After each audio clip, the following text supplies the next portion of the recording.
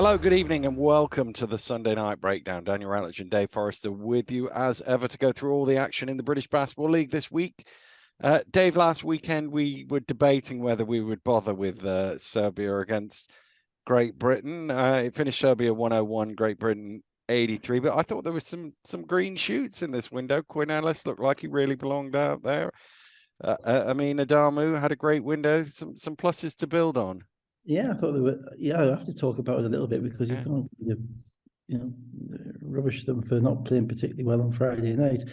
And I thought the difference was in the game on Friday night they played fearfully, and in the game on Monday they played fearlessly.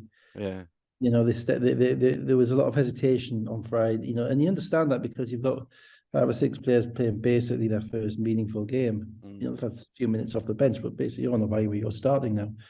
And there was a lot of feeling out, and it's not a question of feeling out the opposition, it's feeling out your own team and what you're meant to do.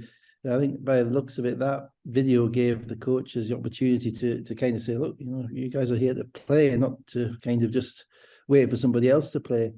And I thought they played, extremely well, given that we had one player under one player over 6'8", basically in the team. Played against a bunch of Serbians who were a little bit tight because they needed to win, but they weren't short of talent. And I just thought that the youthfulness, and we lost by 20, so people can say, well, we lost by 20, what's he talking about? The reality was we were in the game, tie game with 25 minutes gone, 55 minutes to go in the third quarter. And depth hurt a little bit, but also the biggest gap in international basketball to what those guys are currently playing is the need to defend the 3-point line. It's how you defend the 3-point line, and both Belgium were 14 and 28 and Serbia were about the same. Yeah, they were exactly the same, 14 and 28. So 50% from the 3-point line. And apart from, a couple of, there was one, which is a big fella, Jagovic Kuroda made out of nowhere. The rest of them were feet set off catch. Yeah. And our guys have to understand that what you're closing out in the BBL or the Austrian Super League or wherever you're playing, or the Italian second division, for Quinn Ellis, not the same as the closing out the Serbian shooters in Belgrade. And so that's where we lost it a little bit. But overall, when you look at the fact that those guys we've skipped we've skipped 4 years because we've got a ton of players over in college. Yeah. I mentioned last year, Bello, Aiken, Hildreth, Marsh, Woolman, all those guys over in college doing pretty well in Division 1 basketball. Okros, another one, Drexel, and there's some more. I think Amari Williams is Williams, I think. Yeah. Just got conference defense player of the year, I think. Yeah, so that's 7 I've just named off the top of my head and I haven't researched that at all. So they've all been kind of missed out because they're in college, and we've got Quinn, who's gone straight to Europe, and then we've got Jelani, who's just come back from college. So you would suggest there that there's a kind of a subset of talent there, which is potentially commendable going forward, but you need some vets as well. You can't continually always be building for the next one, or always be building for the next one. You need some vets as well. Menzies was very good. As the only big guy there, he was certainly impactful. Mackenzie a little bit not overawed, but took the first 3 minutes to get into it, and once Mark brought him back in, was excellent. And so at some point during the game he dislocated his finger as well. I didn't actually see it, but I heard about it. He also made one of his trademark end of the quarter. He can do it anywhere. I mean, give him the ball at the end of the quarter, he scores. And so I thought it was, for what it could have been, given that the bookies had it as a 33-point spread. Something like that, yeah. And give it, and they're not normally 15 points wrong, even Carl Wheatle, who was the pro, who kind of, we're pressing we're playing our basketball, we're pressing, we're pushing up the court, we're using athleticism, a bit of physicality, stealing the ball, and I just thought it was really good. But it's still there's a vacuum. It doesn't matter how good those guys are. That's not a game we're ever going to win. The players that we would need, not that we needed to win, but the players that we would have needed to win aren't there. And the reason they're not there is because either they've done their bit or they're fed up, and we don't know which. Yeah. And there's been no announcements about that, you know. So there's been no formal, you know, international retirement that I can see. So, you know, all of a sudden he hasn't said I've had enough, or any of the other guys. So so let's hope that, you know, the structure of it can be sorted out. Yeah, that's the key. That's the key. It can all be put into place, and whatever. I don't think at the moment there's nothing scheduled for the summer. I don't think. I've not seen it. No, because there's obviously it is the World Cup in the summer. So I don't think, because we're in the second group, I don't think there's no Eurobasket qualifiers or anything at this stage. So, you know, it goes over to next year now, and, you know, what level, where are the players going to be, and what level of quality are we going to be able to get into camp, and more importantly, what level of support are we going to be able to give them? You know, those guys got on a flight at 6 o'clock on Saturday morning out of Newcastle. Yeah. It's not warm in Belgrade at the moment, and you know, they could, you know, the comparison I make is between that and the utter abomination that was the Estonia game and the Italy game, the fourth quarter in Eurobasket. Yeah. It was literally just, it was utter capitulation. It was mental degradation, and we were just beaten, and a little bit of freshness, a little bit of fearlessness, guys with something to prove. Yeah, but, you know, we can't let those guys be impacted the same way those other guys were. Exactly. Yeah. If none of the rest of them come back, we can't treat these lot the same way we treated the last lot. Yeah, that's basically it. So yeah, what do you think, mate? Yeah, no, it was one of those games where I was a little tired because I'd done the game till 2 o'clock in the morning the night before, and I was like, oh, I don't know if I can stay up and watch this. And then I started watching the beginning of it, and I was pleasantly surprised and actually perked up as a result of that. And as I say, Ellis just looked like he belonged out there, and that's a really good sign. So he was 4 or 4 from the 3-point line, so he had a good night. That always helped. He always looked better from 4 or 4 than the awful. His composure. He has a high dribble, but he has also the size to pass over, so he's a little bit more European. Than most of our point guards have generally been. You know, most of our point guards have generally been smaller. Because that's the way the BBL goes with things, and so having that extra size, and, you know, if he develops that, if he is able to become a 40% 3-point shooter with that size and the handle on left hand and right hand, you know, there's a little bit of Trey Moore in his shot. You know, high right hand dribble, then rises up with his left hand. For those who don't know, Trey was automatic. You know, there's automatic in relation to that shot. So you know, and he's 19. 19, yeah, no, that was the thing for me. He didn't look like a 19-year-old. That was. No, and you know, we don't see that. And I mean, you know, we could probably got that with the only probably other 19-year-old we have who could pull that off has been Cameron. You know, and he's now, you know, lighted up in the ACC. So there's positive stuff going on. There is. Ellis led the way with 22 points, Wheatle 16, Adamo 14, Alexa Vramovic had 20, Luka Mitrovic 15, and Onyan Drobric 14 points. So let's go from the atmosphere of Belgrade on a Monday night to that of the Clarence Wiggins Sports Centre on a Wednesday night. Derby Trailblazers 65, Caledonia Gladiators 83, and it was lively in the Wig. As Derby started really well. This was a fun game to watch. Sloan was hitting threes. Malcolm Smith was doing Malcolm Smith things at the other end. It was really not very much in the first half. Yeah, it was a fun game to watch because it's different, you know. I mean, and I'll say it now. I was going to say it before the game I've just watched just before we come on air. I'll say it now.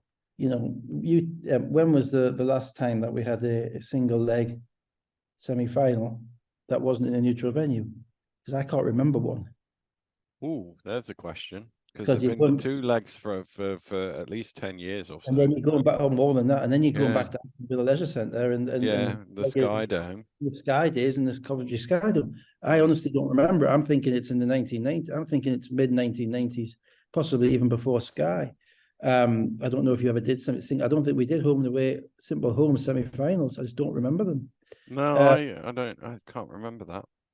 And there is an environment for that, that creates an environment, because in the past when we had the central venue semi-finals, it was all right, but it was passing traffic. There was 50 fans from this club, there was 100 fans from this club, and everybody else was waiting for their game to come on, and you would be into it, but it wouldn't be quite the same as it is when you've got all kind of a building like that. So yeah, throw in the fact that it's Derby who are trying to prove themselves, and every single player in the Derby team thinks they can play in the BBL, and thinks that's Raheem's played there, Dietrich's played there, Bruggeman has a resume to play there. Malcolm hasn't yet, but might well on the back of what's happened here. And they're clearly a well coached and disciplined team, and then they're playing on a slightly liney floor, in liney blue floor, and everything's right. So it kind of has the ingredients for 2007 is the answer to your question. Really? Who was that? Yeah. Sheffield 55, Newcastle 58 in I remember the that trophy game. semi-final. That was a fun sport. That was a horrendous game. And Plymouth 83, Leicester 64 in the other semi-final. Yeah, at the Pavilions. 2000. Oh, that's before. And there was some the year before in 5-6, but before that, I think you have to go back to 1988. Wow, fantastic! Dan. I can only see 15 non-central venues, single-legged semi-finals in the history of the league. That's fantastic research. This is all done live, people. Yeah. I was literally looking at this doing it as we speak. Well, actually, I remember the Eagles game because it was awful. It was Pons Forge, and it was a absolute drag, that game. Nobody could make a shot. And then that was obviously the season that Gary Stronach came up to Newcastle to play the final in Newcastle with Drew Lasker. Yeah. And Gavin Love and Anthony Martin and those guys, and they beat Newcastle, I think. So the final wasn't on a neutral floor that year. It wasn't a neutral floor, but the semi-final was. So yeah, no, the semi-final wasn't either. But yeah. But anyway, that even then, I do remember that game because I was there, and I remember the environment. It's a bit more febrile. It's a bit more to it. It's a semi-final. So throw that in. You then have the fact that I didn't think. I didn't think it was ref particularly well in the first half. Unfortunately, back. When the first play of the game is someone throwing the ball off somebody's foot and it rolling out of bounds, and all three refs pointing the other way, and whereas the whole Caledonia bench and every Caledonia player is saying, "Well, obviously," and even Jason Swain pointed out in the commentary that perhaps they really should have had a chat about that one. It was like, this doesn't really breed much confidence. I couldn't work out how many fouls Onwas had. Onwas was it was interesting what Caledonia did, because they basically decided to guard Malcolm Smith with Onwas or Bailey. Didn't want to put the big on him, because Malcolm basically, from what I can see, plays as a 5. Raheem Thompson's more of a 4. They can toggle a bit, but in reality, it's more of a 5. So they were playing with Onwas and subsequently Bailey on him. Onwas picked up a couple of fouls, one which apparently doesn't appear to have been counted against him, because he had one less than he should have from my counting, and then he got called for playing a bit of perfect defense when he challenged the shot on Smith as well. He got called for a foul for that, which I thought was a bit tough.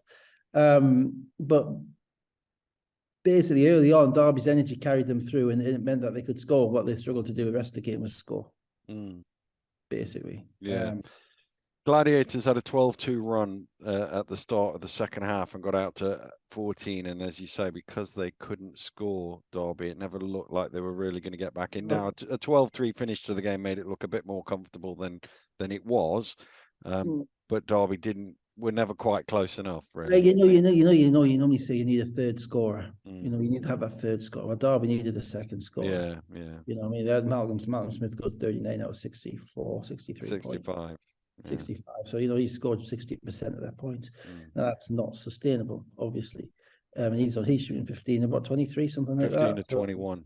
21, so he's doing his bit. He's done his job. 9 of 11 from the line as well. They didn't get. I haven't got the fouls on stats, but he had something. He had like 3/4 of the fouls against Caledonia were fouling him. It was a tough cover, and it's tough because you think they throw it to him every time, and Derby kept running their offense and doing it right.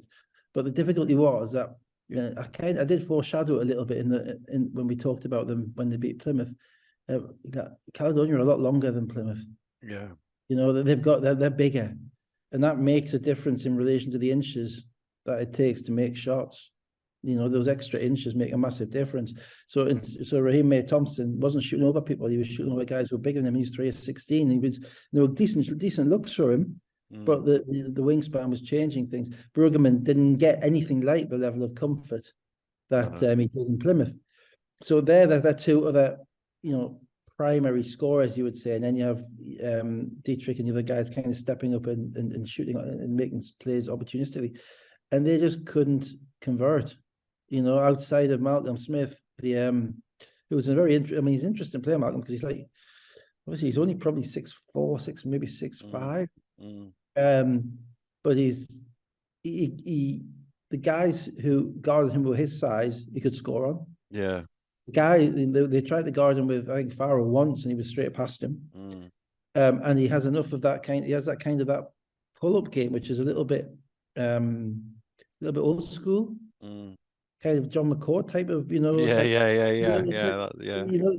I'm sorry, I know there's people who don't know John McCord, but for those who do, that kind of ability to shoot a tough shot, but it goes in. Yeah.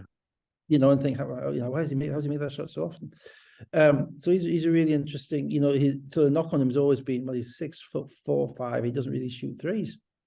But then he's just dropped 36 on Plymouth and 39 on Caledonia. Yeah. So is that possibly... And 36 last year on Surrey as well. Yeah, and the other thing about him, and I said it last time, he's clearly in probably the best shape of any athlete I've, on many of the athletes I've seen. You look at him, he's absolutely in great shape.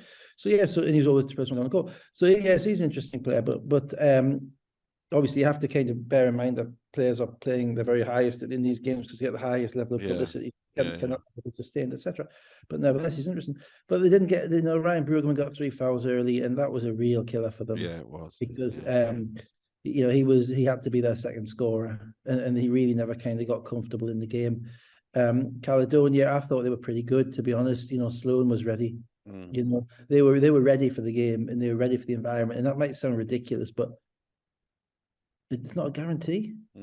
Not a given. You go into that gym, and it's not to use the wet Tuesday night in Stoke. It is not an easy place to go and play. It's loud. You got the vuvuzelas, you got the horns, you got the lines on the court, and you've got to be professional and do a job. And they did it at the defensive end, and they did it with their energy, which basically was the biggest thing. They could not be out energized by Derby. If they were, they would lose, and that was in fact the only way they could lose, if Derby beat them with energy, because they had the physicality and the shot making to beat them over 40 minutes. And ultimately that's how it turned out. Smith, as we said, 39 points, 10 rebounds as well. Dietrich, 10 points, was the only other player in double figures. 3 of 24 from 3 and 30% from the floor, Derby. Yeah, and that's the 30% from the floor, and Smith is shot 15 of 21. So what's everybody else? Everybody else is down in the low 20s or even high teens. If he's skewing the numbers that much, and that's just it. Ultimately, it's about putting the ball in the basket, and you have to be at a certain level of skill or physicality to do that. And as the levels go up, the skill level you need, and we'll talk about it with London coming up, the skill level you need and the physicality you need gets higher. And if you haven't got it, it's tough because you're not used to it every week. Sloan, 22 and 5 assists. Fraser, 6 of 8 for 15 points. And Onwas, 10 points. Let's go to front. And sorry, Dan, as an aside, though, sorry, I'm on a hobby horse here. Derby, Hemel, Worthing, Solent, as was. Are we just going to cut them off if we're not going to have a trophy? Seemingly would be my answer, yeah. Yeah, if that is the case, and obviously I don't know it's not been announced, but that's the rumour. Are we just going to just basically say that these clubs which are clearly running, what you describe as high-level semi-pro basketball programs, I think you could probably say that with, given the way that we've seen Derby coach, we've seen Solent in the past, Hemel are undefeated in that league.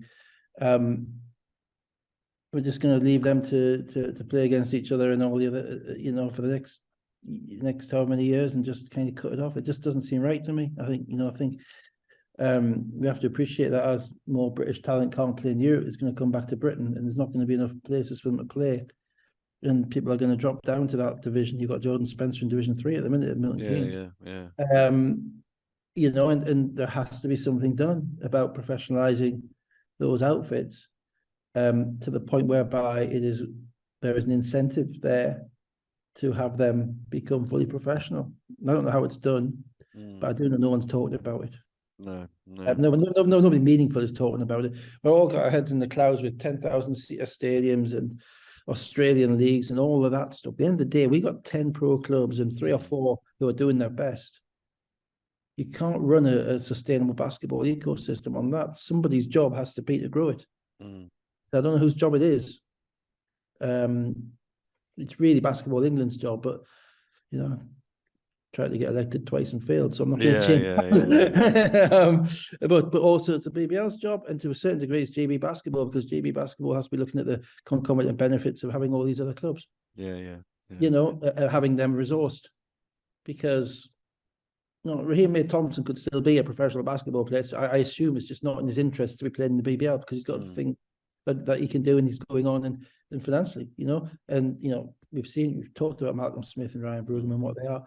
And the guys at Hemel and Andre Arisol and those guys and OJ down in the South Coast with Zaire, they're running proper programs, and it's just a newie. It's just like there's no urgency from anywhere outside of them to look outside their little little bubble and work out how we're going to get to a point where we've got 20 professional clubs in this country. Yeah. So that's kind of, I've kind of said that slightly before in different ways, but it's a bit of a old man shouts at cloud. Because I don't even know who I'm shouting at. Because no one takes responsibility for it. But it really does frustrate me. And credit to Match, or credit to Derby. Go down to Plymouth and win whatever state Plymouth are in, to beat them the way they did was really good. To compete against the Caledonia team, which is deep in talent, was really impressive as well. They were ready for the game. And some of the British guys, Charlie Brown, some of the other guys, they hustled and they made plays. They just couldn't. They made play everything they could, all the intangibles, all the stuff they could do to help, but they weren't able to put the ball in the basket. Let's go to Friday night then. Newcastle Eagles 66, Bristol Flyers 68. Can I just say now, I'm beginning to feel like a Surrey Scorchers fan. Oh dear. I shouldn't laugh. No, you really shouldn't. They're finding new and more inventive ways to lose. It was very inventive this week. Bristol scored the first 6 points of the game, but actually Newcastle were the better team early on. I thought they looked pretty good. Yeah, they are. Well, they've got a decent. I say their starting five is gelled quite nicely, and they run their stuff, particularly when they're fresh, which is a big thing. And they got a little bit. They had obviously we had the break, so with 2 weeks off, I rather anticipated they would be a little bit slow at the blocks, but Bristol were no quicker. Bristol were the same, I thought they moved the ball. I'm going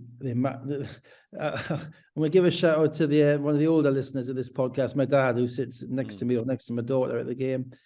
Said to me before the game, what do the Eagles have to do to win this game? And I basically said, well, they got to rebound. And the first possession of the game, I think Bristol had 4 offensive rebounds, 4 shots, right? And at that point, after 2 minutes, Mark pulled Hassan French out and put Darius in. And that kind of added a little bit of cohesion to them. And then they got going, and Johnson made some shots and Hamlet made shots. But more importantly, Bristol really couldn't throw it in the ocean. But no, Bristol aren't really a very good. The secret is they're not a great offensive team. The numbers say that. There's lots of things they're very good at, but offense is not their forte. So Newcastle's defense has improved. Certainly their starting 5 defense has improved as with the addition of Gordon and French and Defoe. So they kind of met their punch, and they started rebounding the ball, and then they got out in transition a little bit. and made some shots, and Hamlet got going and Johnson got going. So yeah, it was encouraging. And then obviously at the end of the first quarter, they threw the game away. The end of the first quarter. Yeah, at the end of the first quarter, they had the ball with 5 seconds to go. In the back court. Yeah. Point Nostradamus sat next to me. Again, my worldly wise father says, "We're going to find a way to give them 2 points here." Yeah. They throw the ball into the Cohen in the back court, and Watson Gale steals it off and lays it in on the buzzer. Yeah, yeah. What should have been a 9-point, what could have been a 11-point game became a 7-point game. Yeah. My daughter, who's 10, who sat next to me, turns around and looks at me askance and says, "How did he know that?" I said, "Well, your granddad's pretty sharp. Yeah. Seen it too often before." So that's, I say they lost the game. That's 2 points. Yeah. So it's 2 points. It was a 2-point game. Yeah. And so, but even then, they continued. They recovered from that. A Hamlet 3 and Ham 1, a 10-2 run. They were 12 up just before halftime. 39-27. Good fighting for it as well. Yeah, Jamel Kennedy scored his first field goal since January. Yeah. And then the second one, he got a second one with a bounce up the rim, 2 threes, and he looked energized and a little bit, and gave them something. And the way the rotations worked, he didn't have Kennedy and Ubiara playing at the same time, which has been pretty much disastrous for the offense. So and I'll be honest, I think French was actually the best player on the court when he was after the first 2 minutes, because he was the only one of the Eagles who could match the physicality of Bristol, and he was able to pull down some rebounds and anchor the defense, and they could play through him, and he had 11 rebounds, 4 assists, all that type of stuff. So that was good. Bristol just looked like they'd been off 2 weeks off, which they hadn't, because they played last week, of course, I think. No, they didn't. No, they didn't have a game last week. No. So they had been to us, and they couldn't make a shot. And to be honest, they got crucially for them, they got 8 points early out of Corey Samuels. That really helped. And Newcastle didn't guard him particularly well. And insofar as he got to the basket twice unchallenged, which he can't let Corey Samuels do. He has to beat you from outside. And but they weren't getting anything inside. Del Pesh struggled against French to score the ball. He got into foul trouble.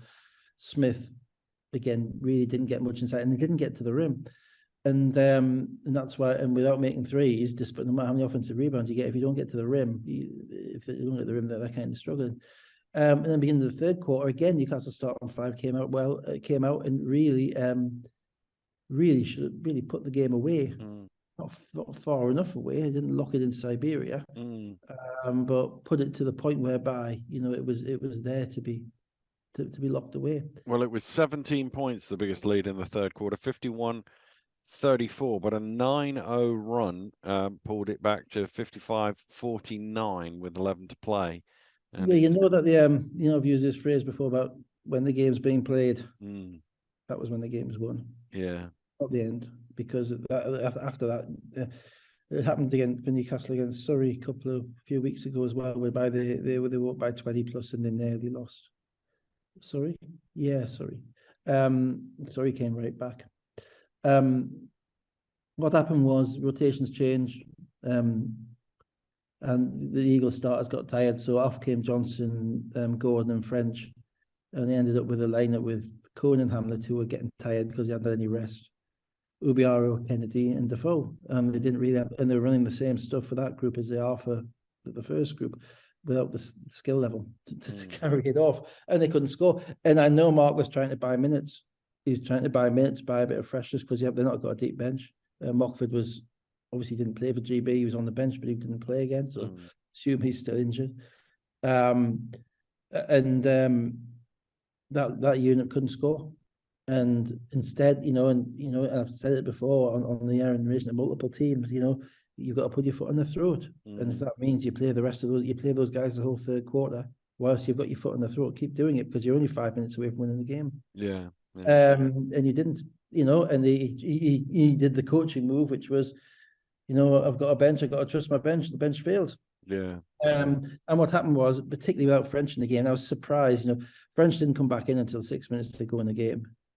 By the time a 15-point lead had gone to 0, and French is sitting on the bench getting a bit antsy, because he's looking at all his hard work, his rebounds, his passing, all the rhythm that they've got has just kind of just been blown away as because Bristol were beating them at the rim. They were getting layups. And King, and they get offensive rebounds and layups, and King was getting to the rim, and subsequently Watson Gale came into it as well. And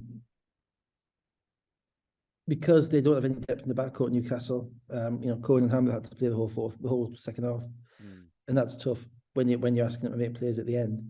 And basically, as the game went on, Bristol did their very best not to take the lead. Yeah. And, they really did. They missed foul shots, they missed open shots, they turned the ball over, and it was one of those games whereby you got the impression as soon as Bristol took the lead, it was done. Yeah.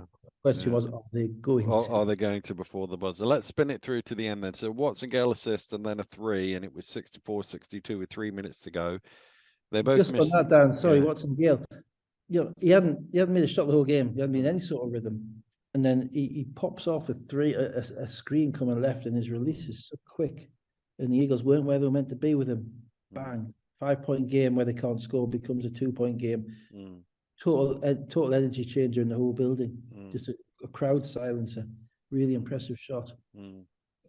Then they both missed 3-pointers. Eagles had a 24-second violation. So with 1:43 to go, Watson Gale with the drive. He was fouled, makes 1 of 2 from the free throw line. Yeah, so it was a bad call.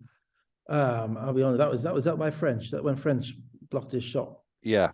I thought it was an awful call. I might be wrong. I haven't watched it back, but French blocked his shot at its apex. I don't know what the contact was, but it must have been wet. It must have been after he landed or something, because French came from miles away to block the shot. So I thought that was a bad call, but he only made 1 or 2 anyway. 64-63. Hamlet at the top of the key knocks down a shot. 1:27 to go. 66-63. Miller misses a 3, but King got the offensive rebound and put it back in for 66. That was the game, because that's the thing. Watching Bristol, you can see why they've done so well. They are an absolute physical unit. They are an absolute load. They're bigger. Basically, they're bigger and more athletic in every position. But obviously, I say bigger, but I'm not Watson Gale and Simons aren't bigger, but the rest of them bigger and more athletic in every position in Newcastle. And that was a long rebound. And Kyle Johnson did what he's meant to do and boxed out King, but he hasn't got a shot of getting it if it's a long rebound. And King is 6'7" and Johnson is 6'4", and their relentlessness on the boards. And we've talked about it so much is something which overcomes their inefficiency on offense. But it's because of their size. They're really noticeably big. It's back to that message. You got a rebound, and that was two rebounds which, if the ball had gone somewhere else, I think Newcastle would have won the game. But and presumably the other one is this one where Gordon drives and misses. And then there's a scramble for the ball and Gordon diving for it, and he was slightly unlucky. It ends up in the Flyers' hands, and because of the scramble, King is on his own down court. Somehow misses a layup, by the way. And then the ball goes out of bounds for a Flyers possession with 39 seconds to go. French, is 6'6", and God knows how many stone. Has flown back and tipped the ball off the rim for an easier to stop King having a second opportunity. So that was one of them, and there was another. Actually, the very next play as well. I think they got a long rebound, because at this point in time, Newcastle are knackered. Certainly Cohen and Hamlet are knackered, and they're struggling to create anything. Bristol are locked in on defense, and Newcastle are far too slow walking the ball up the court. They become tentative. They're running down the shot clock every single time. You don't really seem to know where their offense is, and not get anything good out of their offense at all. I think it's a lot of that is fatigue, particularly from the guards. So Drew Laskin may have had this on his laptop whilst we were at the Morningside Arena at this moment in time, and he was telling me of this of a play where Watson Gale just gets an easy layup at the late in the game to go up 1, but basically he came around a screen and French kind of backed away from him. Hamlet was sort of behind him, so he just took it to the basket and reverse laid it in to put. It was a reverse layup, I think. He's a bit shifty, Watson Gale, and I think Hamlet was expecting French to stay there, and French was assuming that because he'd gone under the rim, he was coming out. It was a miscommunication. But I thought it was a good play from Watson Gale. I mean, at the end of the day, he made plays at the end of this game, and if you put this game on a big picture focus, outside the offensive rebounds. They got 20 points from Samuels and Watson Gale, who are their guards off the bench. You know, Newcastle don't have any guards off the bench. You know, that's as much of the game as anything. So you've got a fresh Watson Gale who's playing maybe 19, 20 minutes, who's in a position to make plays at the end of the game and has the cojones and the mental toughness to do that, even when he hasn't made a play the whole game. You know, that's formidable. And so I give him more credit than I give discredit. Look, at the end of the day, Newcastle's defense in this game was not bad. They held Bristol at 68. Yeah. 6 points. It was not bad. Defensively was not their issue. It was when they couldn't score, then they didn't get back, and they gave up layups as a result. Yeah, they never looked like it. Yeah. So timeout Newcastle, no advance because there's 33 seconds to go. Yeah. Gordon, an open 17-footer in the corner, but it's sort of an airball. Johnson had come from the 3-point line and just happened to be in the right spot as French tipped the rebound down to him, and he gets fouled with 9. He's a really good offensive rebounder, mate. I know he's just happened to be in the right spot. We had 13 rebounds in this game. You know, so it's not. It wasn't. I wouldn't describe it as a fluke. You know, he does it all. the time. He's come from the 3-point line, but it needed a little help from French to get it to him. So there's 9.6 seconds left. Bristol call a timeout because they have another timeout to call. So this one was really about icing the shooter because he could still advance the ball if he needed to, Andreas. And Johnson at the line, 1 to tie, 2 to win, basically, misses them both. Yeah, he didn't just ice him, he froze him rigid, didn't he? Yeah, well, it happens. You know, you got to make shots at the end of the game. Better players than Kyle Johnson have missed foul shots at the end of the game. Worse players have made them. You know, it's tough. He played 28 minutes. He had 17 points, 13 rebounds. You know, you can't beat a guy up for missing a foul shot. It's just no. So Mahan got the rebound, was fouled. Smith was then fouled. Then they've got 5 seconds. They took about 5 seconds. Yeah, it was about 5 seconds, 5 to 4 seconds. Timeout to advance the ball. Cohen tried to foul but fell over, so they lost some time. So by the time they committed the 5th foul, there was only 1.6 seconds to go. Bell goes 1 for 2, and that's the ball game. Yeah, there's a lot of that. There's a Hail Mary shot at the end. But you know, the team, it's the cliche, it's team who knows how to win, team who doesn't. But also there's a fatigue thing here. They're playing, you know, I think Javier Hamlet played 38 minutes. He's not built for that. Going 36 minutes, you know, and they're not by nature high minute players. I don't think they're you know, they need to get something. They experimented with Kennedy at the point guard, the backup point guard a while ago, but you know, got nothing out of that. So it's that kind of issue. You know, there's, if I look back at the last Newcastle's last 5 games, you know, they could have won them all, but they didn't win any. You know, you know that they're a competitive team. But you got to beat somebody eventually, and you got to find a way to do it to be a pro. And at the moment, they don't quite have that. Bristol, really a total curate's egg. Bristol, you know, every time I watch it, their physicality is enormously impressive. Their execution isn't, you know, it really isn't. But the individual talent that they have is substantial. What I will say as well, you know, little margins. I talked about the 2 points at the end of the game, the end of the first quarter. There was also, you know, Kyle Johnson, mate, in the 3rd quarter had an offensive rebound in a putback, and clearly somebody had been talking to him, so he starts talking to someone coming all the way down the court. By the time he gets to the baseline, he's still talking to the Bristol guy, and the rest had no recourse, giving a technical. Yeah. A point. Point, he's giving away a point. You know, and you know, sooner or later, little things add up, and discipline matters. You know, and doing that type of stuff, it doesn't matter what's going on, how much you feel it. You know, you have to be locked in. If you haven't won a game, it's one thing if you're winning and you can kind of front run a little bit and, you know, be a bit cocky and all that stuff. Not win a game in a month, then everything you do has to be focused on how do we win that game, and not take anything away. And so that's 3 points they gave away basically, and that's the game. Hamlet 24, Johnson 17 points, 13 rebounds, 4 steals. Eagles were 10 of 13 from the free throw line as well. The two they missed at the end were the most important ones. King, 12 points and 10 rebounds. Bell, 10 points and 9 rebounds, but they combined for 10 for 27 for those 22 Newcastle's points. interior defense is really good. You know, I mean, the French is. I really like French. That's how happy I am with my team. You had Hassan at 12 of 27 down in Plymouth. You know, he shut out the Sheffield guys when they beat Sheffield. He is defensively somebody that teams are going to have to think about how they go at, because he's really, really impactful at that end of the court. And Ollison with 10 points. So there was a stat, and I've not written it down, but Dave Owen asked me the last time a team won a game with nobody at an index rating of 15, and it was one of those where in the 15 years I can look back, it had only happened about 8 times or something like that.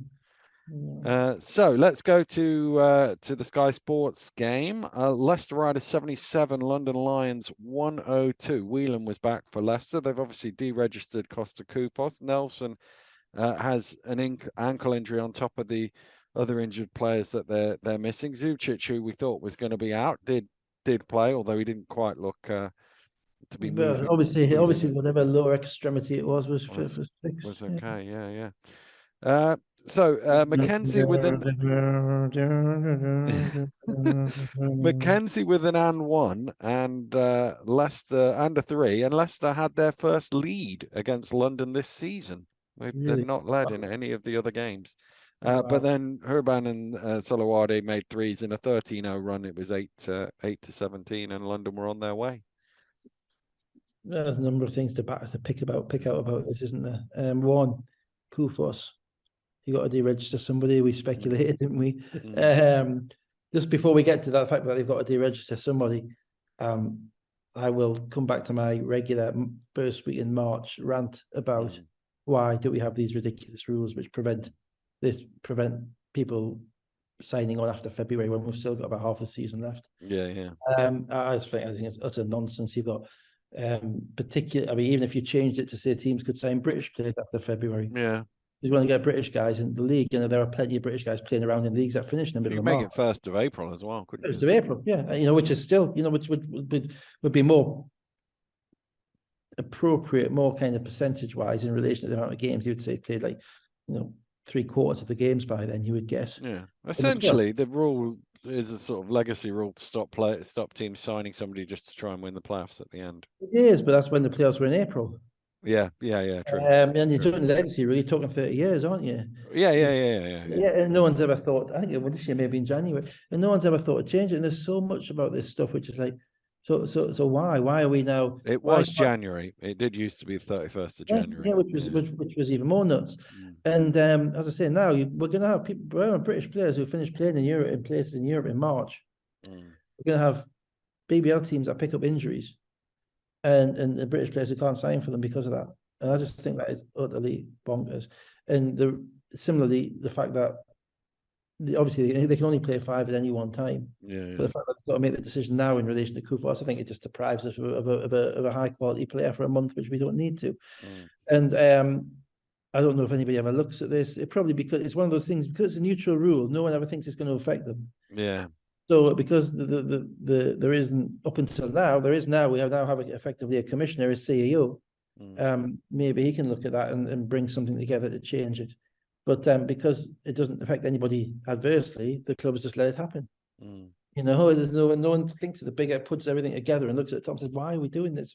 You know, and rethinks everything. So that is unfortunate. So they've got to deregister somebody. Who do they deregister? They deregister Koufos. It was getting some stick on social media, but to my credit, I think even before these games, I was kind of defending it. Because firstly, their schedule is apocalyptic. You know, really, you know. Koufos has not shown anything to suggest he's going to be a BBL run-in 1 game every 3 days guy. You know, that's just not going. That's just not what. It'll be unfair to expect that. I mean, they've sat him down this season whenever they could anyway. You then had the fact that, you know, it may just be that they've just promoted the second best centre in the league to their first choice centre. Yeah. You know, and Sharma, who is now empowered. and you still, have a 6'10" guy with a lower extremity injury to bring in to play a small ball 5 if you want, and even if you don't, so. And in the BBL, in reality, you're going up against guys who are 6'7" and 6'8" most of the time anyway. So I think on that basis, I think it was a smart move. I think they would lose more from losing any of the others than they would lose from losing him, even though he was a comfort blanket. Because he's a guy, The reality is, with the 6 guys that they had, whichever one of them you sat down, you'd go, oh my God, I can't believe they've sat him down because they're losing X, Y, and Z. So it was one of them where I must admit, I didn't think they were going to sit him down. And we don't know what the thinking is behind it. There might be some other reason. But I was sitting there thinking, going, well, actually, if I looked at it, I'd go, well, actually, Hurban is probably the guy that they really don't need, and he's an absolutely brilliant player, but they don't need that on top of everything else that they've got. But I wouldn't want to sit him down either. You know what I mean? So whoever I think my guess is the thought is, well, look, Kufus is only going to be playing half these games anyway. Yeah, maybe. So why should we take a guy out for all the games and then lose Costa for half the games? Because of the schedule. Because they're going to win the league in probably a few weeks anyway. So there's no point playing him after that. And ultimately, they've got, they're gonna. He's probably the guy who can handle it the best. The one game professionalism, the ability to play in Europe, to maintain that standard in Europe. And now from a basketball side of it, the kind of the corollary and kind of the almost accidental result of that is that they have now been molded into a style by the fact that he's not there, and which helps them. Also, the fact Soko is not there actually helps them in a way. It hurts them in a way, but it helps in a way. I'll get to it in a minute. Then you add in the fact that all the guys who they've been given minutes to, who are kind of more the BBL level guys, who've been keeping the scores close in some games, or the guys you can help off. So the younger guys, Kaboza, Wiluchume, Queely, they're all injured. They can't play, right? So that means that you've suddenly got a team with a rim runner, a point guard, and a bunch of guys who can shoot. A load of wings, yeah. A bunch of guys who can shoot, and you suddenly are absolutely set in relation to how you're going to play. You're not toggling between styles. You're not trying to bring in young guys playing with experienced guys. The reason I did the death march at the beginning is because that's what they are now. Yeah.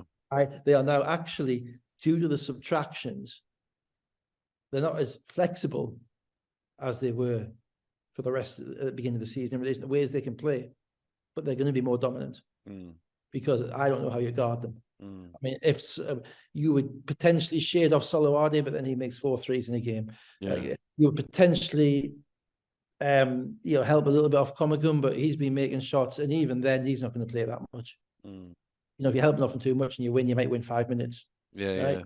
And then on top of that, you throw in the fact that Hurban is an absolute terminator. He is undoubtedly my favorite player in the league. Without as somebody who the god of numbers and all of that stuff, the efficiency of this guy. And there was a tweet out there 50, 50, 90. He's looking at, but he's not just 50, 50, 90 insofar as he gets layups, open threes. If you run him off, he has the pull up. If you take the pull away, he can get really good. He is really good. Really good. And he's competitive, and he doesn't appear to have, what I can see, any particular form of ego. So you don't have Kufos, who basically you have to kind of play around. You have to kind of run the little screen rolls, get him the little push shots. Right? Instead, you've got Sharma, who's just legging it up and down. Right? And dunking on everybody and rebounding and challenging shots. There's a more BBL. He's more BBL style, isn't he? And you don't have Soko, who's going to be catching the ball at the top and maybe being a bit more individualistic, right? So you've just got the ball. The ball's just popping, and the space is everywhere. And so okay, you're gonna overload on Decker's side, and Hurban stood in the corner. That's death. And if you get across to Hurban, he's going to throw it one more to Zubcic. That's double death. Yeah. You know, and then when you decide you're going to play off the ball a little bit, Best's going to take you to his left knee. He's going to pull up and shoot them. And I haven't looked at their percentages from three, but I'm telling you now. And the biggest thing about this game, and just about get back to the Leicester game, Taylor showed us for the first time what he really is. Because for the first quarter of this game, Taylor led that team. And I watched it. I only watched it once, but the overriding impression I got of that first quarter was that Jordan Taylor said, "I'm here. You know, we're winning this game," because he made plays at the ring, he made a couple of pull-up jump shots. Yeah. He threw an alley-oop to Sharma. And I haven't, you know, up until now, if I was watching Jordan Taylor, I wouldn't be thinking, "Oh, ex-EuroLeague point guard." I haven't seen that. I've seen enough that to know he's a good player, but he hasn't separated himself from the rest of the league in relation to the level that he's played at. So the issue is, well, has he still got it? Maybe did he used to be better? He's been injured? Is he fully back? Is he ever going to get fully back, etc.? I saw it in this game for the first time what he was. So, you know, and it's been a while. And I just thought he led them in the first quarter when the game was on.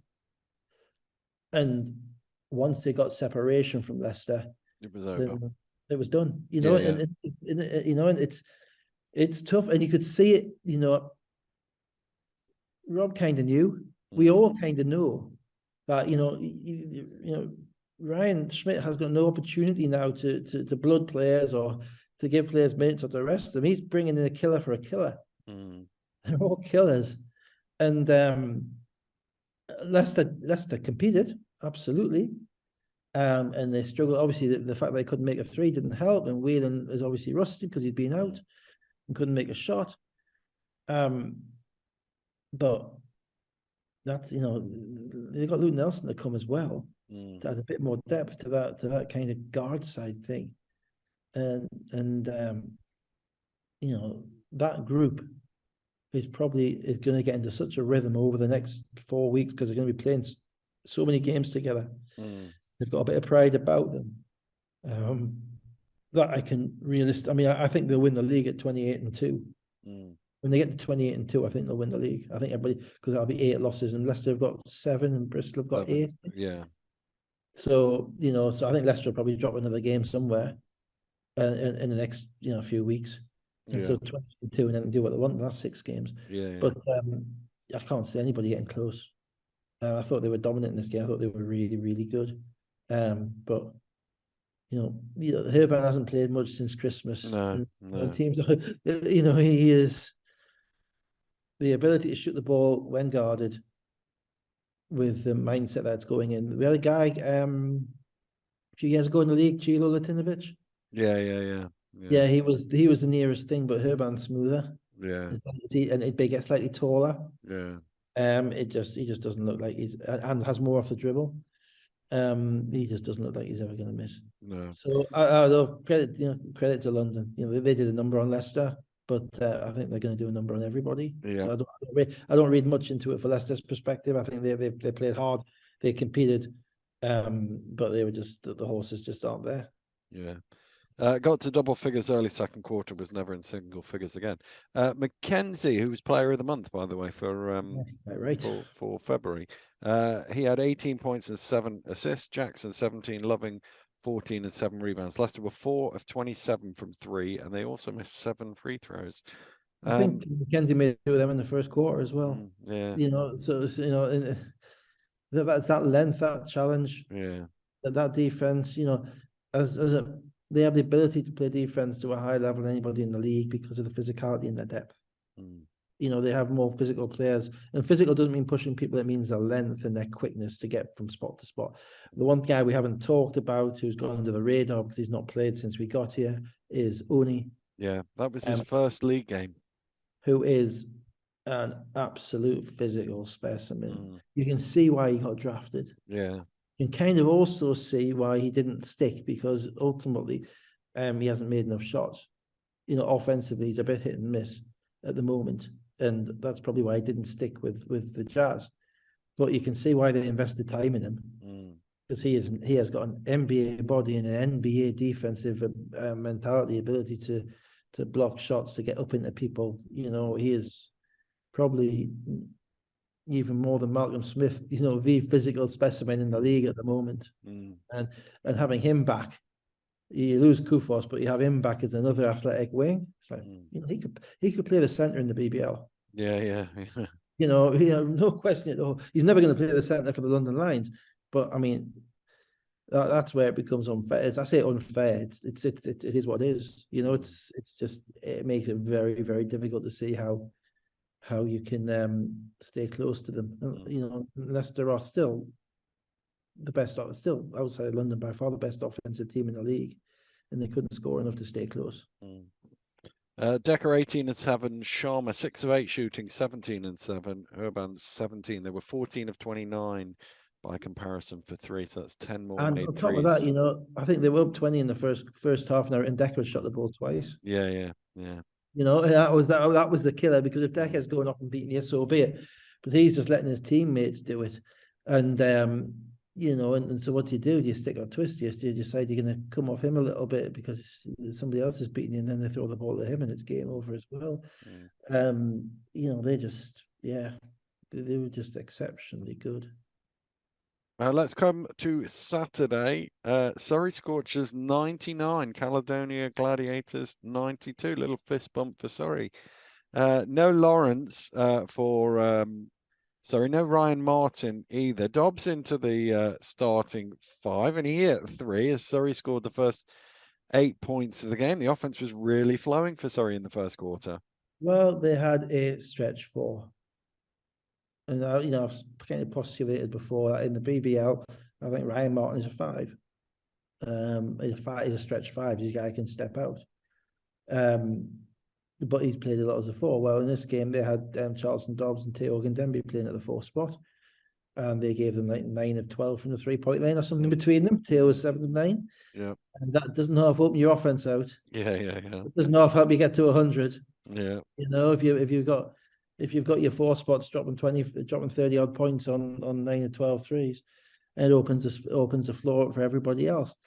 Against that, obviously, Caledonia had been up for the game on Wednesday night. The first quarter, I thought they were pretty atrocious. They weren't up for it, and so it did exactly what you meant to do, which was to take it to them. I was a little bit worried at the end of the first quarter because they were celebrating like they'd won. Yeah. I didn't have a Billy Mims game 25 years ago.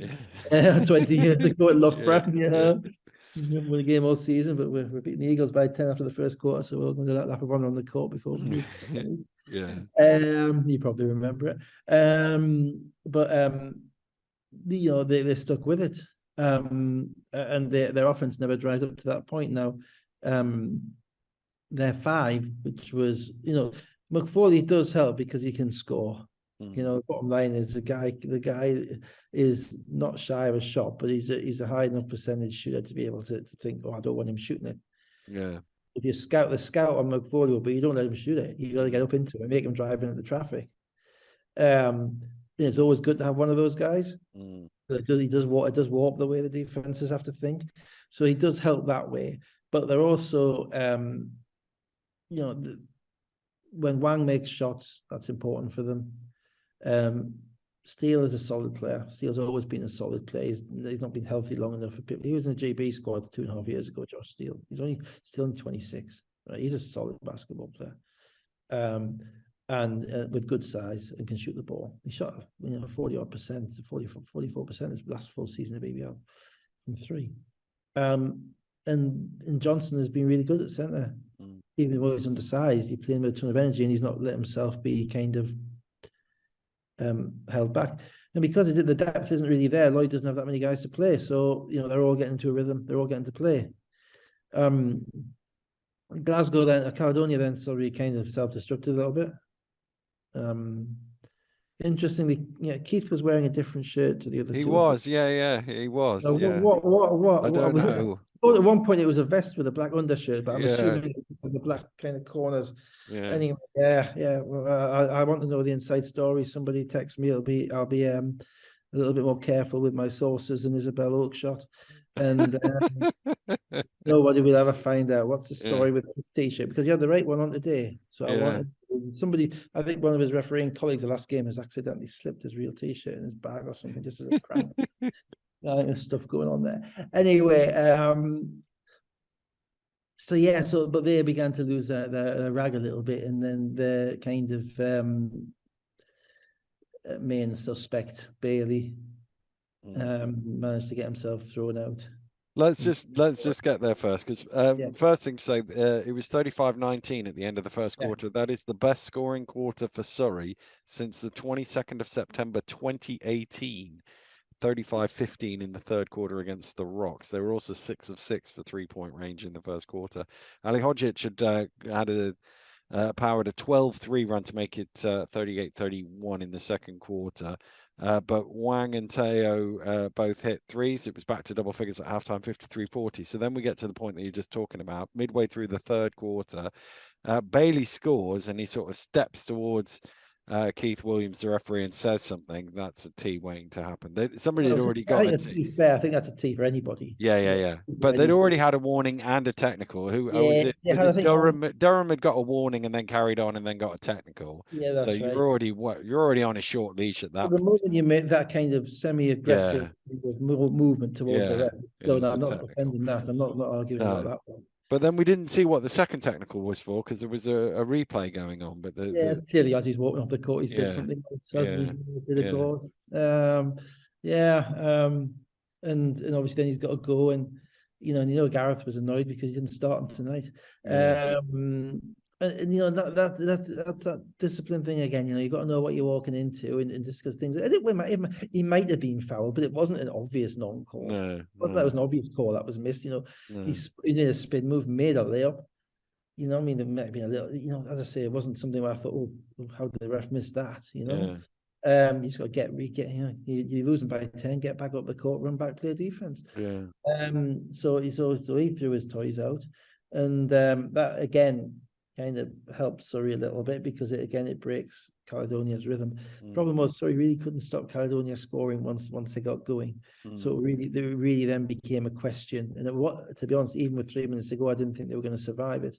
It was going to be a question of, could Surrey keep scoring until the end before Caledonia could catch them up? So with 11 minutes to go, 72-60, Caledonia then got the next 11 points. That can't be right, because I've got 73-62, so it must have been 11. It must have been 12-1 or something.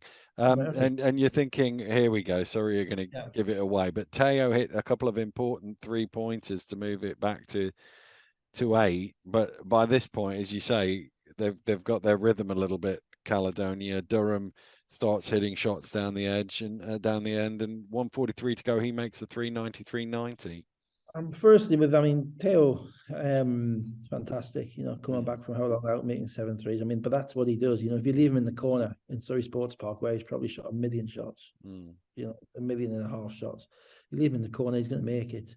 And you leave him on the top, he's going to make it. And having that guy who shoots it without hesitation and is going 7 or 8 of 10, 7, 9, 8 of 10, fantastic. He gets the gold star for this game. He gets the game ball. He's had to make plays. Caledonia's defense, to be fair, probably doesn't. No, he's not the one you're going to be leaving to shoot all the shots. But then again, those guys haven't seen much tape of him. They don't know. No, true. Players, he hasn't played many games.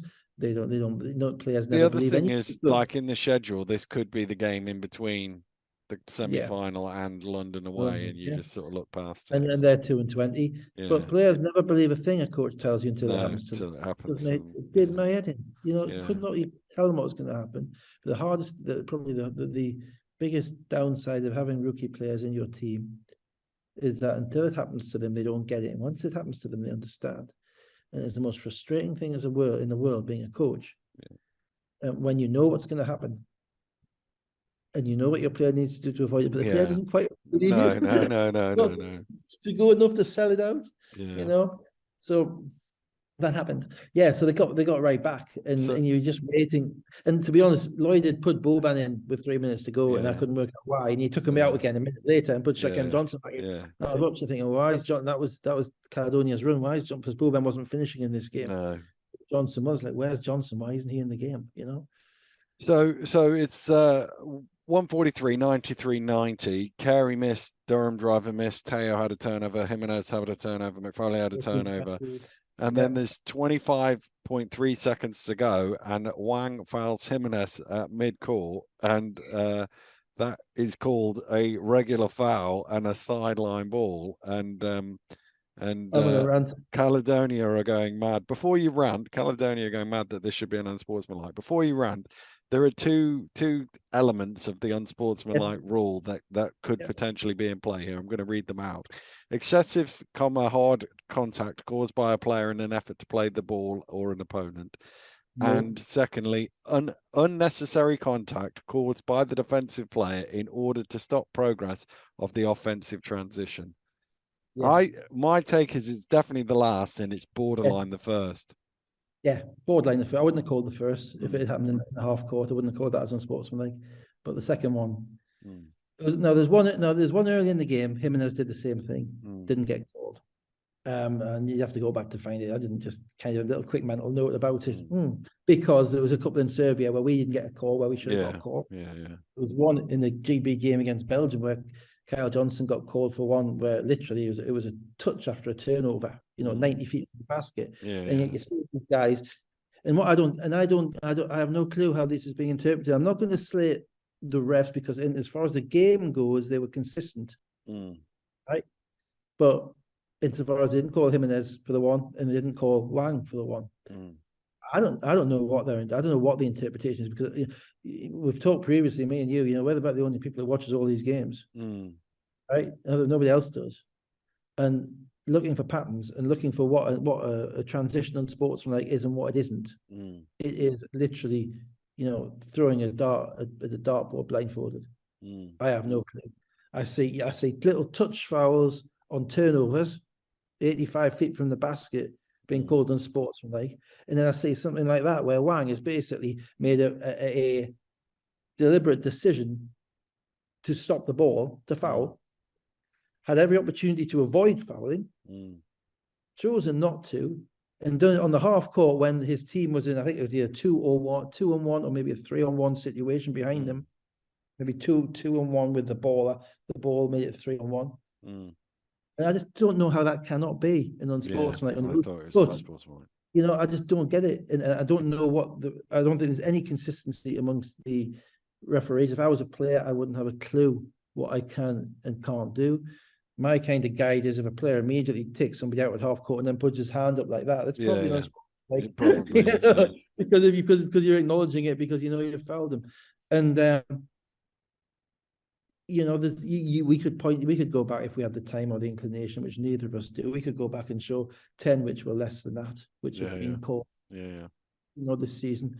And I felt a little bit at that point for Caledonia because you had 3 technicals. You've been a bit upset with a couple of calls, but that one, I couldn't see a justification for it not being other than the fact that the whistle. But as I say, they hadn't called it earlier, so I don't know what they're calling and what they're not calling.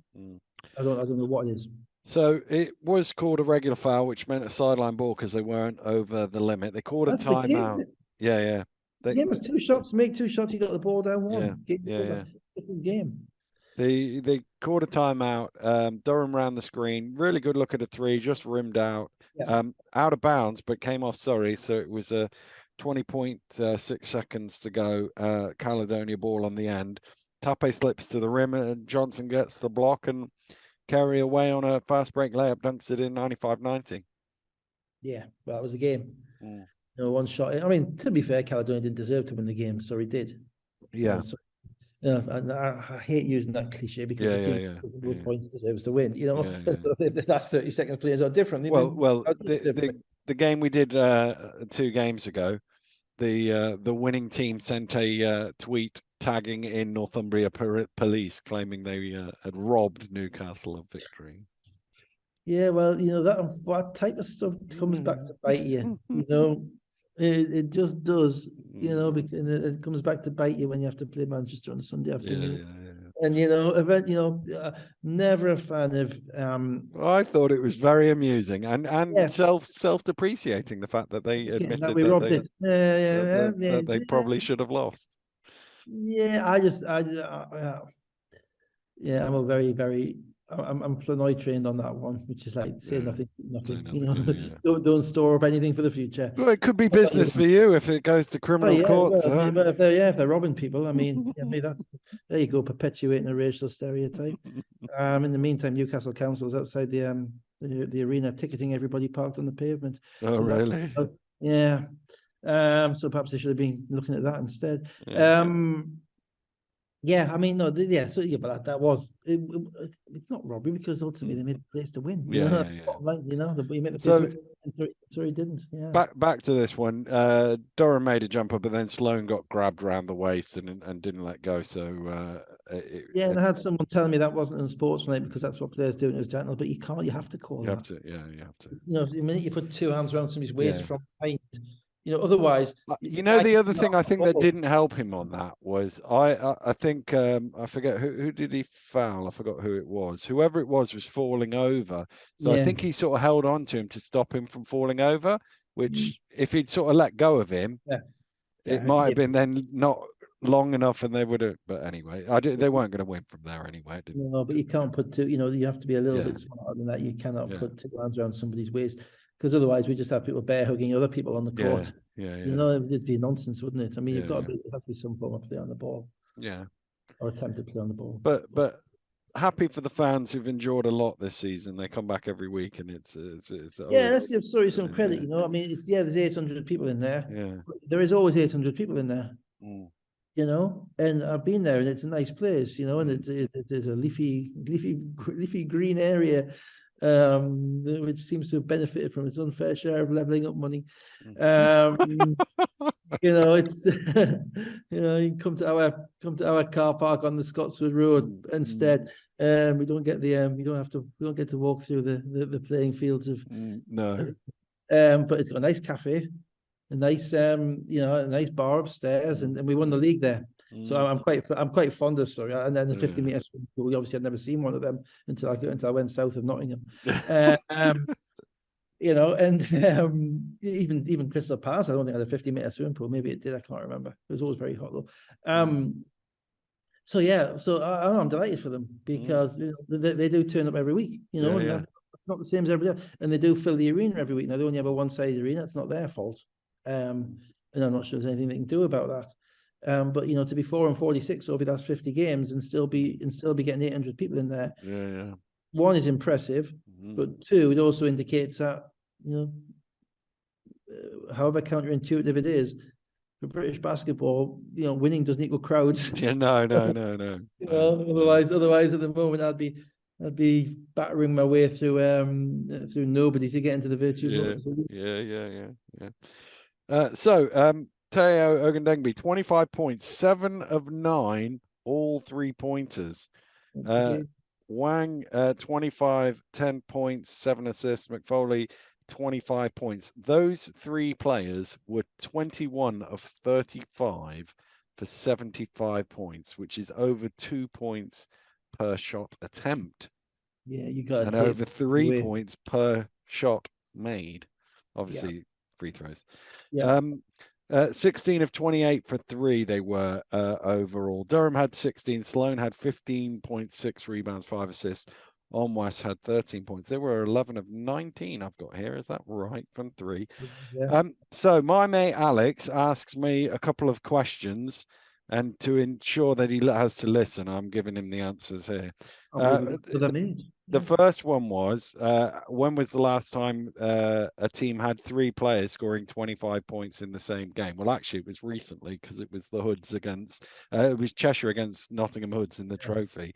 But between BBL teams, that's the first time since March 21, Rocks versus Manchester. And it's only the 9th time since 2008 that a team had 3 players scoring 25.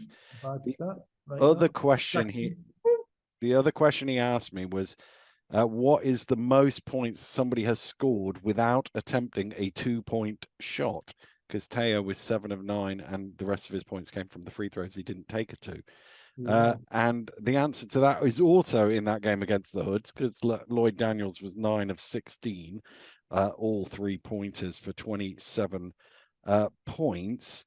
But as Alex should well know, and you should well know, Dave, the answer to any question that is about volume 3-point shooting Yorick. is Yorick Williams. Of course Yorick. it is. Has to be Yorick. So I can only go back to 2008.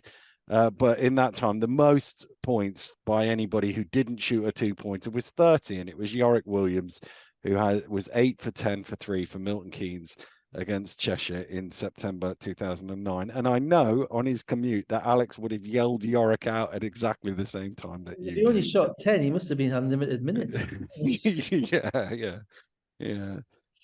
So yes, good win for the Scorchers, and well, they're Yeah, not. the only thing you say is that they played a perfect game and they won a one possession game. Yeah. Offensively, they played a perfect game and they've won by 3. So it's it's still tough to get wins. Yeah, it is.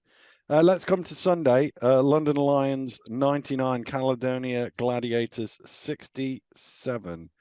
There's not a lot really to say about this one. Deco, Urban, Zubcic. There'd be a lot to say about what Jeremiah Bailey was thinking when he walked in and saw the refs.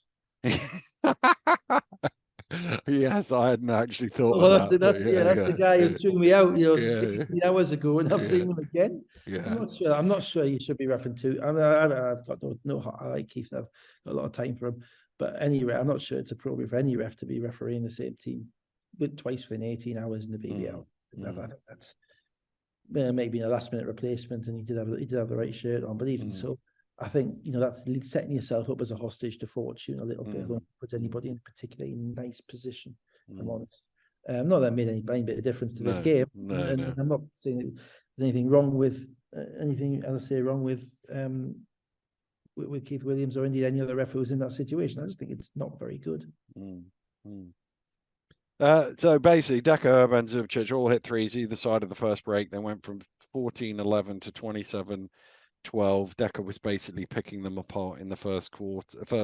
He hit 3 on the halftime buzzer. It's 48-30. Yeah, I mean, that was just so easy. Wasn't it? Yeah. Cross over to my left, raise up and shoot. I didn't watch the second half. I went to the Manchester game and went straight onto the Cheshire game. Sharma, we don't knock Sharma. Sharma is challenging everything at the rim. And he is a weapon defensively that nobody else has. He's like Kyler Kelly with a body, Yeah. And I think he, and he ran down the court at one point and Taylor threw him a bounce pass and he dunked it from the foul line. And, kind of weaponizing him and unlocking him so he's not just playing spot minutes with a kind of a second unit which is changing all the time. Putting him into that group is really could unlock him and be a real problem for everybody else. But there's enough real problems there anyway, without giving everybody else another one. Caledonia, Bailey didn't start. Obviously, Gareth not happy with him from the night before. But they're playing on Sunday. They're playing a high profile, high pressure game at 8 o'clock in Surrey on Saturday night, and then the Copper Box at 4 o'clock. On Sunday. I mean, as the league goes forwards, and I know it's a choice of the clubs from up north to go down south and do double headers. Yeah. But, it smacks of having to play games for the sake of having to play games. It just, I don't think it's good for a contest. I don't think it's good for the league to have a team coming off such a significant rest disadvantage, and anything less than 24 hours, in my view, is untenable. Like the Sunday at 3 o'clock at Plymouth. If you're not giving people 24 hours to recuperate, then that's just it's not right. Shouldn't happen. And this was 6 o'clock till 4 o'clock, and I just don't think that's right and fair. But they chose it, so it's on there. They had to accept the fixture. And that it's cost saving because they only have to travel down there once, etc.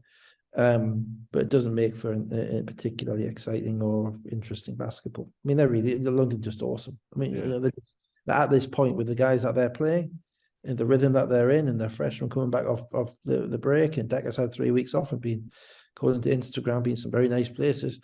It's just fun for them at the moment. You know, they've seen what everybody's got. They know the league. There's nobody going to jump on them like Sheffield and Bristol did in October. They know exactly what they're dealing with.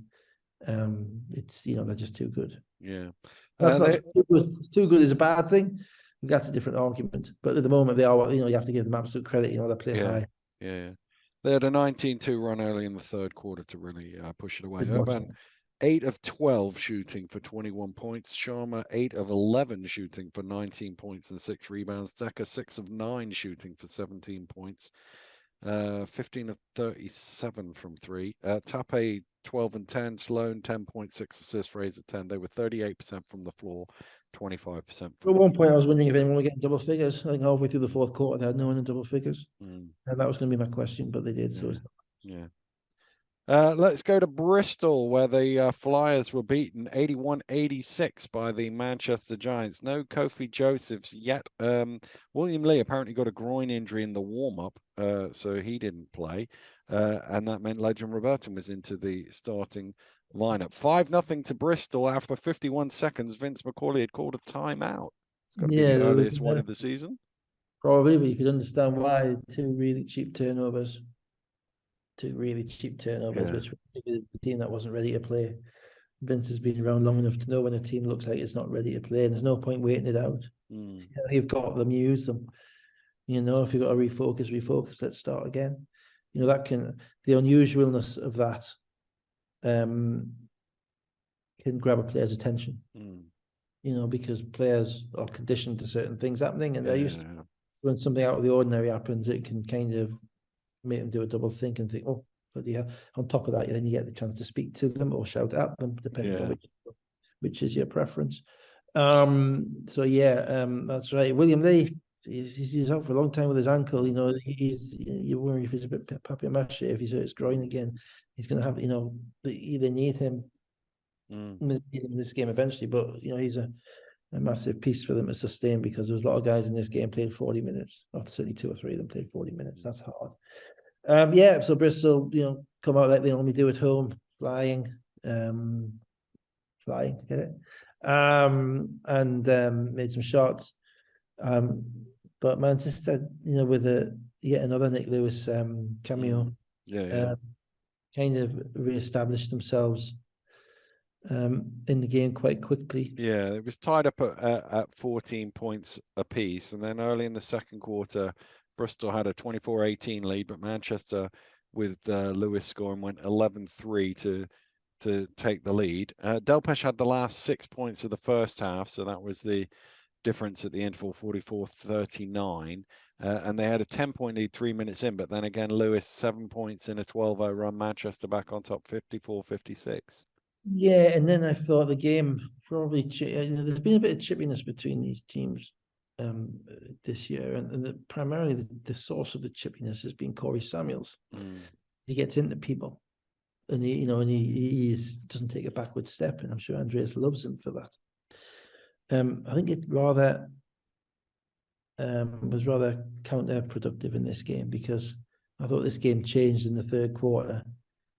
When he started talking to Fletcher, and Fletcher, who was playing 40 minutes, decided that you're not talking to me like that, and pulled up and made a 3, and pulled up and made a jump shot, and then pulled up and made another 3, and then got Nick Lewis a 3.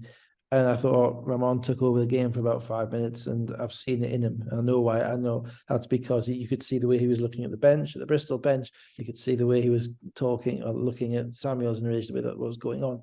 And sometimes you've got to know which bear to prod. Yeah. It's a meaningful. I suppose it's a lesson for life, really. Sometimes you have to say something. Sometimes you have to walk on past.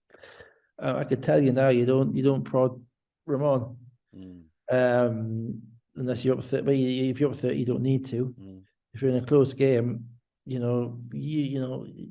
a 4-time MVP, 4-time Finals MVP, a 2-time league MVP. He's won everything. He's got more. He's going to probably end up with more assists than anybody in the history of the league. And he's been there, done it, seen it.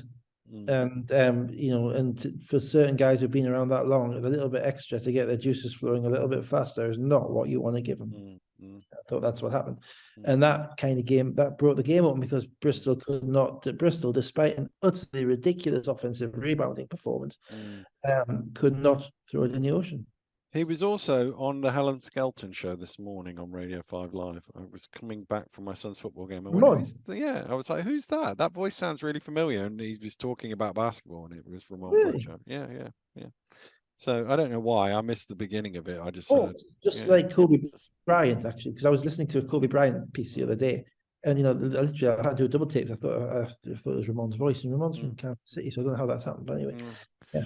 The 9-0 run early in the fourth quarter, and Giants are up 61-77 with 5. Yeah, they got some dunks, and they got some runouts, and they got some steals, and basically they're in a rhythm. And and eventually, if you miss as many shots as Bristol did, then eventually they're gonna pay for it. As I say, they had 30 offensive rebounds in this game. The stats in this game are utterly remarkable. When we get round to them at the end, utterly remarkable in relation to how Bristol managed to lose this game.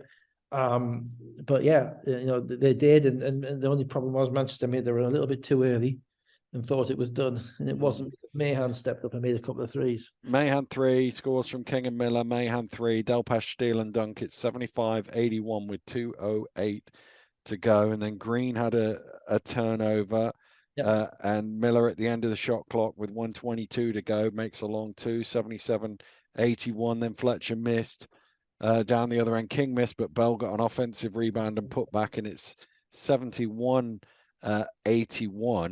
And suddenly you think 79-81, and you're thinking they're going to do it again here, Bristol, aren't they? Steal it at the death. Yes, I was, but I wasn't, because I thought, Manchester have a little bit more offensive experience than Newcastle did. And Manchester had scored easier in the game than Newcastle had. And because Newcastle scored 9 points in that fourth quarter. I don't really remember the 9, to be honest. I'm not sure how I got that. And Manchester, I felt like I didn't manage to get the ball into Fletch. And I just had it in my mind that, after what he did in the third quarter, they weren't going to lose that game. There were certain games where certain players they weren't going to lose.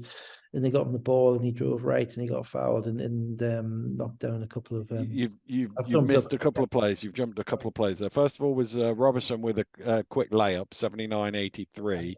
Mahan missed. That was bad defense. That was bad defense. They're flying around. They've got them under the cosh, on the cosh, and they just leave him up court 2-on-1. No one gets back, and he actually probably got fouled on the play as well. Didn't get caught. Might have been, Mahan misses a 3. They got 2 offensive rebounds, and then Delpesh is fouled. He makes both free throws, 81-83. This is the one you're talking about.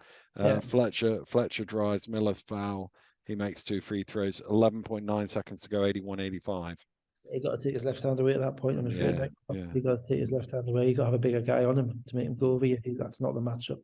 And he knocked them down. There's times, and that's what you meant to do, finish the game. And that was basically it, wasn't it? They didn't really have a. That was it. King missed a 3. And Green got the rebound. Yeah.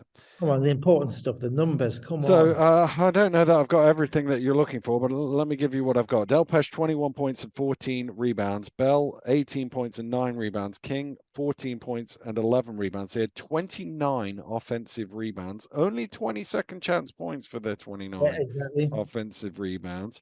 Jelani Watson-Gale was 0 of 9, by the way. They had just 9 points off the bench, all from Ollison. The bench were 2 for 23 combined shooting.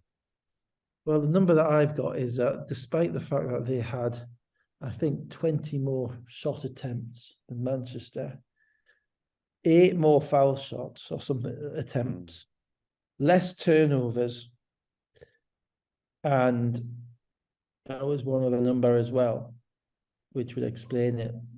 Maybe just those 3. They managed to lose. I don't know how you can lose a game where you shoot the ball, you have fewer turnovers, 20 plus more shots, more foul shots, and you still manage to lose. Just remarkable. I mean, I'd love to know. There must be a historic offensive rebounding team in this league. You can probably find some stat for that. Not just in relation to in relation to the proportion of. I mean, not just the numbers, because obviously that's going by pace. But it'd be interesting to know that the proportion of offensive rebounds that they hoover up. But I still go back to 20 points is not enough from 29. That's right. That's right. Like, of course, it's not. Yeah, You know, yeah. it was the same at Newcastle. As I say, they had 4 offensive rebounds in the first possession. They couldn't score. Yeah. But you know, but you have to be there to see that, to understand the relentless. Yeah, it is. And I know Rowe, while he's pumping iron now, will be shouting at me, going, "Yeah, but it wears the other team down," and he's right in that. It does wear the other team down, but Might do, but you still need to put the ball in the hoop. yeah. But beyond that, it'd be interesting to know just how historically how good they are offensive rebounding compared to previous teams, because I'm struggling to think of a team that's dominated the way they have on the glass.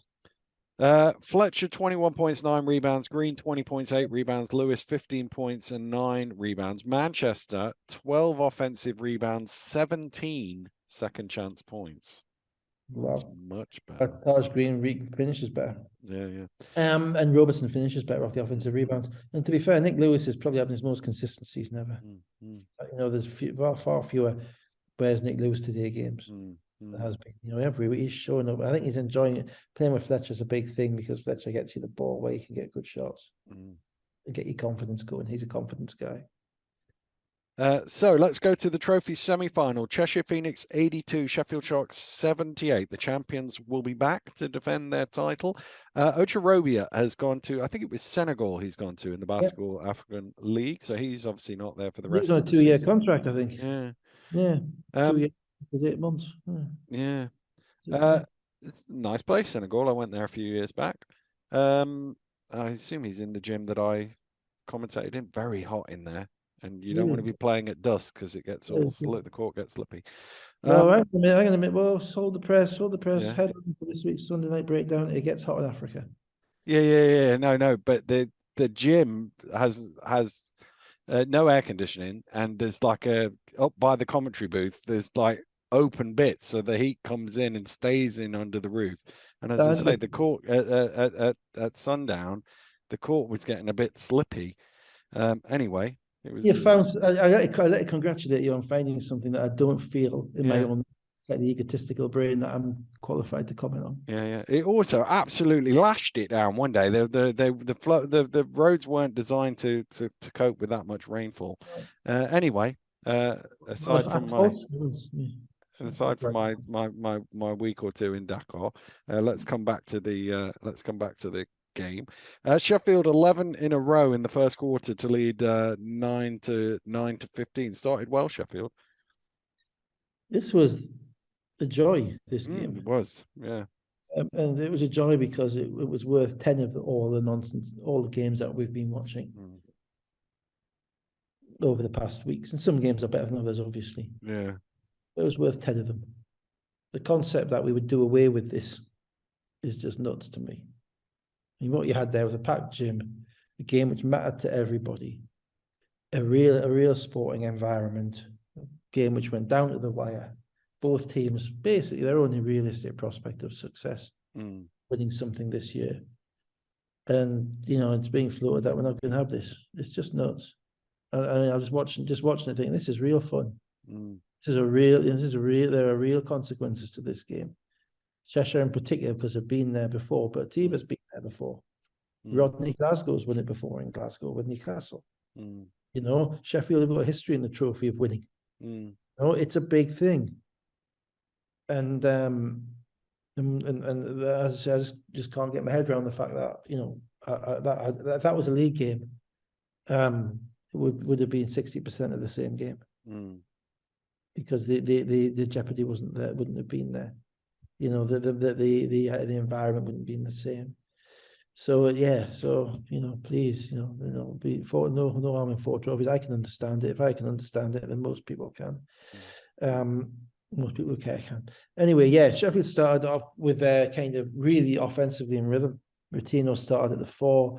The guards, Ramsey stepped up early, made some shots, and he's kind of demonstrating a pull-up shot now, which he probably wasn't as consistently hitting when he was just got here. They brought Pipkins in, and Pipkins is clearly comfortable with Pipkins because he's a guy who can make plays as well. Certainly went a bit cold in the second half, but in the first half, he was making shots and attacking, and the spacing looks great. And obviously Nelson can score, and Yeah.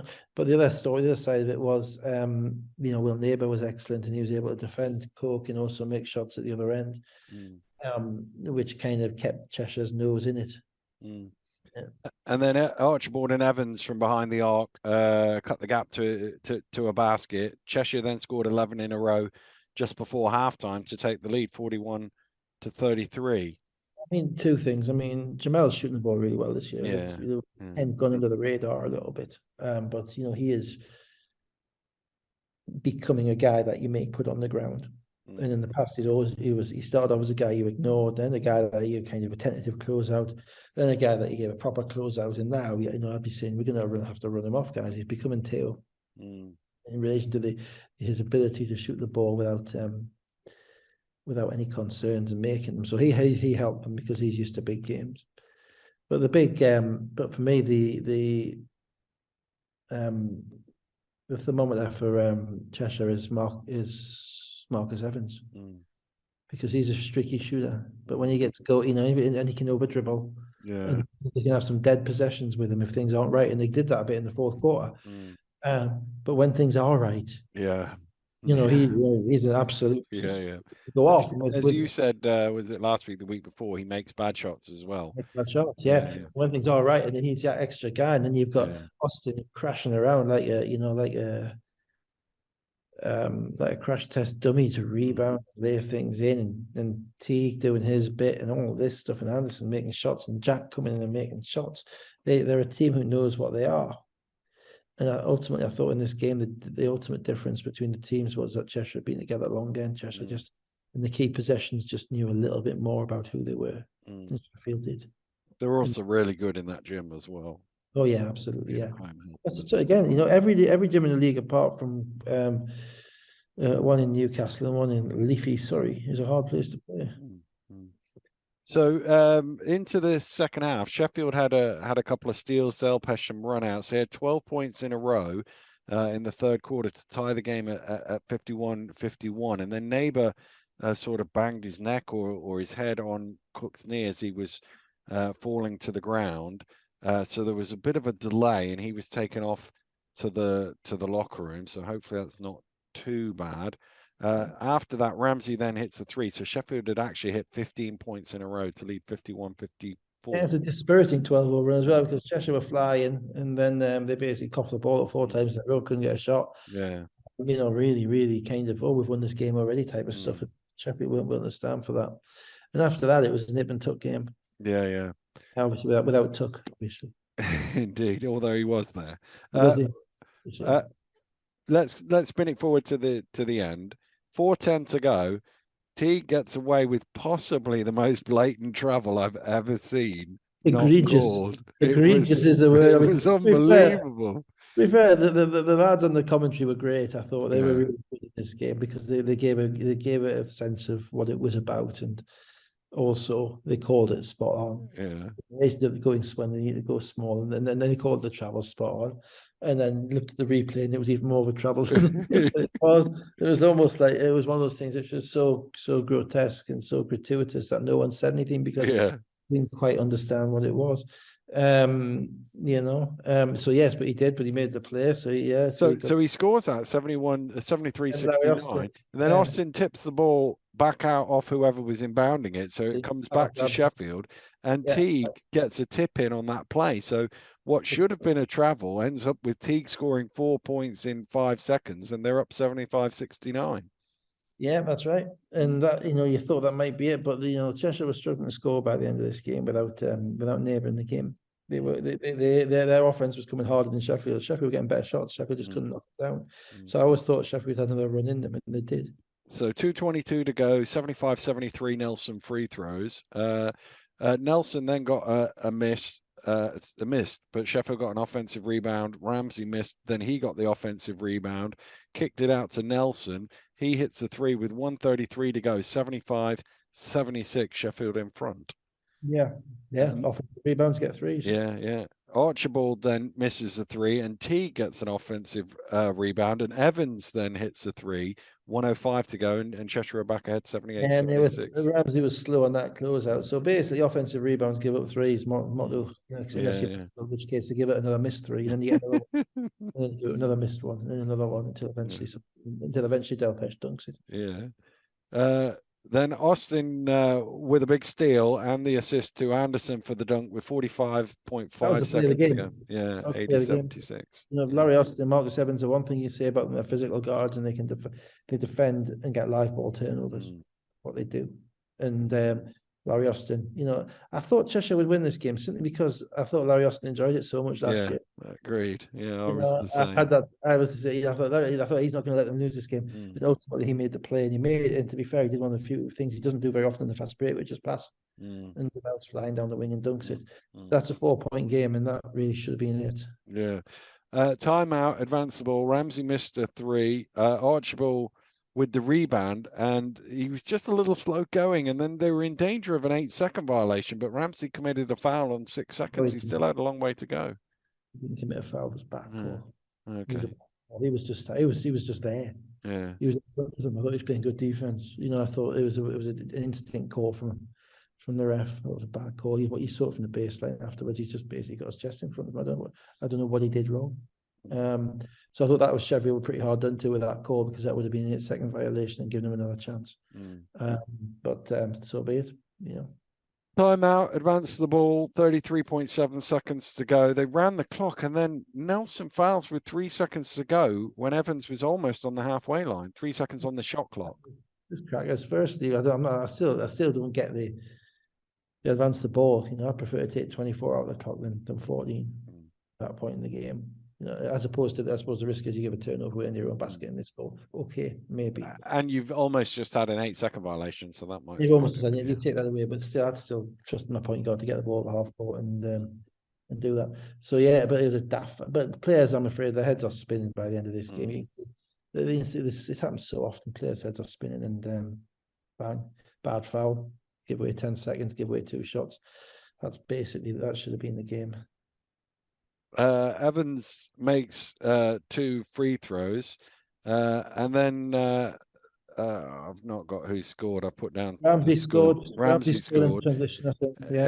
82-78, and then Evans loses the ball out of bounds, and Sheffield have got it back with 14.7 seconds to go. Yeah, well, he lost the ball out of bounds because Archibald doesn't know the rules. Archibald should have run the baseline. On the baseline. Players have to know this stuff. You're a pro, you have to know what you can do. He just stood there in cement. So you have to throw the ball to Evans right in the corner. He could have ran all the way on the baseline back and forwards. Yeah. It does my head in watching. Same. So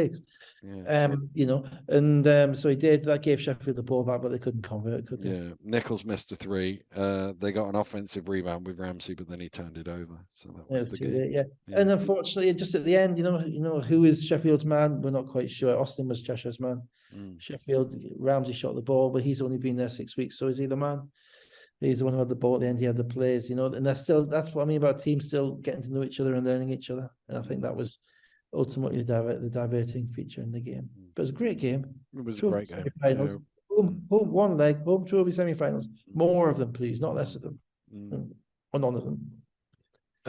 Neighbours 16, Teague 15. Evans 15 and Teague 14. Nelson 22.6 assists, Delpesh 16.7 rebounds, and Ramsey had 11 points as well. So Cheshire will take on Caledonia in the final at the Emirates Arena at the end of the month. Let's quickly run through the league table before we go.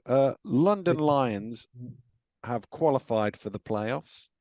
We thought it was in jeopardy 2 weeks ago, was it? We were saying William Hill, I think it was. 22 other bookies are available. 22-2 they are. Bristol Flyers have also qualified for the playoffs with 19 wins and 8 defeats. Leicester in third, 16-7. Manchester fourth, 14-11. Caledonia 13-12. Then Cheshire 12-14. Plymouth 10-14. Sheffield 9-16, Newcastle in 9th, 6-17, and Surrey now up to 3-23. Yeah, competing for the 9th spot. Indeed, yeah. Yeah, is what it is. London's going to win. Everybody else is going to play in the playoffs. London will win. There we go. That's not something anybody else can obviously say in official channels because to build up the excitement around the league. But it's difficult to see now. Challenging London over 2 legs is virtually impossible. Beating them in 1 leg, it can always happen. But challenging them in 2 legs can be extremely difficult. Yeah. And the 6 wins from the league, that's about 2 weeks' time, I think. Yeah. They're going to win the league in a few. I haven't looked at. I meant to look at their schedule to see how many games, because as you say, it's probably 6 games from now, isn't it? So it's but I haven't looked to see when that 6th game happens. But it'll not be long away, and I'll have to be looking up to see if they might even beat Kingston to the record of the earliest league title victory. I know Leicester were close last year, but Kingston still hold the record. So I will check that out at some point. But that will do it for this Sunday night. So Dave and I will be back next Sunday. I always say this and then go, am I doing something next Sunday? I don't think I am. So Dave and I will be back next Sunday. I know I've got some wheelchair basketball starting soon as well, but I think it's on a Saturday. So we'll be back next Sunday is what I'm trying to say, to do it all over again. But have a great week. We'll see you next week. Goodbye.